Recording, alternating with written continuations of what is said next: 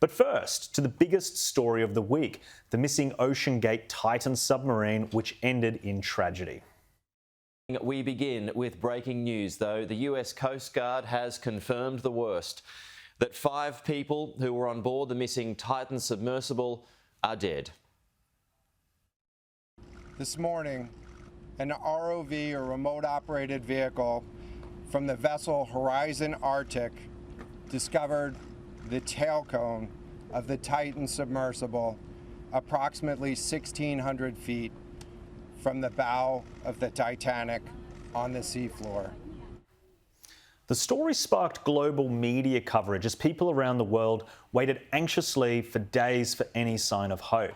And when the public has an insatiable appetite for a story, every single quote or speculation suddenly becomes front-page news.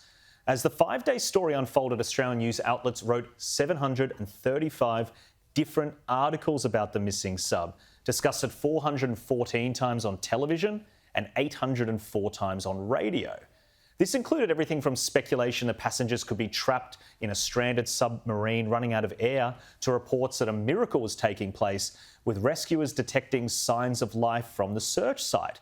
Now, both of those scenarios turned out to be false, but is the media really to blame for contextualising a tragedy? The Wall Street Journal has reported today that the US Navy detected the implosion of the Titan 2 hours into the dive. A top-secret military acoustic detection system designed to spot enemy submarines first heard what the US Navy suspected was the Titan submersible implosion. Hours after the submersible began its voyage, officials involved in the search said. The Navy even told rescuers they detected these noises, but that was not the information which trickled out to the media. And in the absence of clarity, you can trust social media to descend into the cesspool we know it to be. Hamish Harding tweeted one of these people.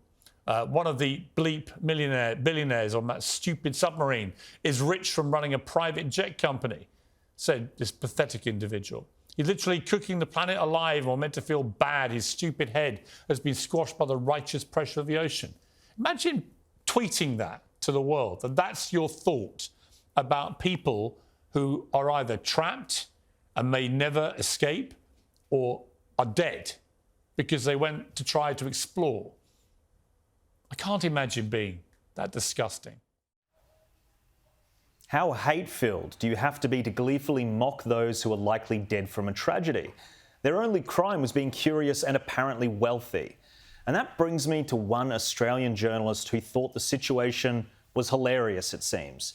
Meet Crikey Associate Editor Cam Wilson, who moonlights as a bad comedian on Twitter and wrote jokes about the missing men masturbating with their final hours of oxygen left.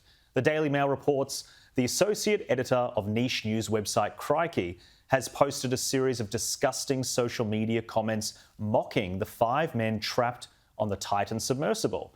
While the world waited for news of the vessel's fate, Cam Wilson chose to joke about how the missing adventurers might be spending what could be their last hours. This is probably why the news website is only visited by radical left-wing nutjobs and why it's ranked the 163rd most visited news website in Australia. Wilson's editor, Gina Rushton, and editor-in-chief, Sophie Black, both pictured here, refused to condemn his actions when contacted. That vile incident aside, for the most part, the media covered this story sensitively. But those keyboard warriors mocking the curiosity and wealth of 5 adventurers is just simply pathetic. Well, joining me now is Sky News contributors Caroline DeRusso and Joe Hildebrand. Joe, why don't we start with you? It was this incredible story with a roller coaster. It's ended in absolute tragedy. How do you think the media handled it? I think the media handled it as best as can be expected. It's one of those stories where I think, people were shocked enough to discover there was a submarine that could actually do this, that was actually, scooting about on the ocean floor almost 4 kilometres below the surface, and that, people were effectively able to buy a ticket, albeit for $250,000, and be able to do these things. And it's a bit like, I found it very similar to this whole notion of space tourism, which just blows people's minds. Like, you mean I could be an astronaut, I could go to space? Now, obviously, it's the domain of the very wealthy at the moment. So if you're going to take pot shots at that, you probably should give up your day job as a comedian, because that goes without saying. But I think the reason why it was such a huge story, I mean, everyone loves the drama. I know this more than most. Everyone loves the drama of someone who's missing and will they find them, and then you have the details, about their life and suddenly feel very connected to these people and very invested in them.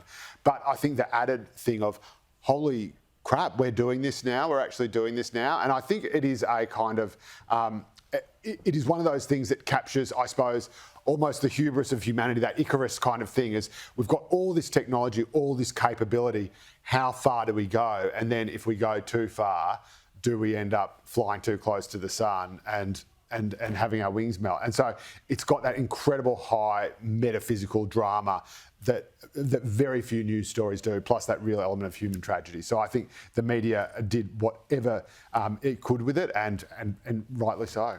Caroline, what are your thoughts? It's a huge story. Do you think it was handled sensitively? And what do you make of some of the social media commentary?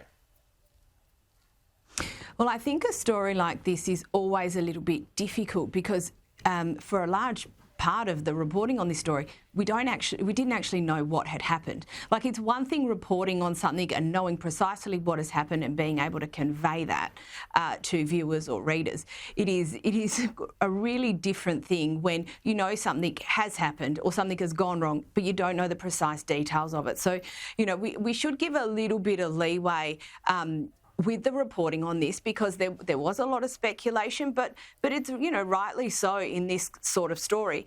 The nastiness, however, the total lack of humility from various parts of the media is unacceptable, but unfortunately quite on brand. It has this little bit of like a Russian Revolution flavour to it, where as long as it's rich people dying, it's fine and it's actually improving the lives of everyone else. That's not how it works.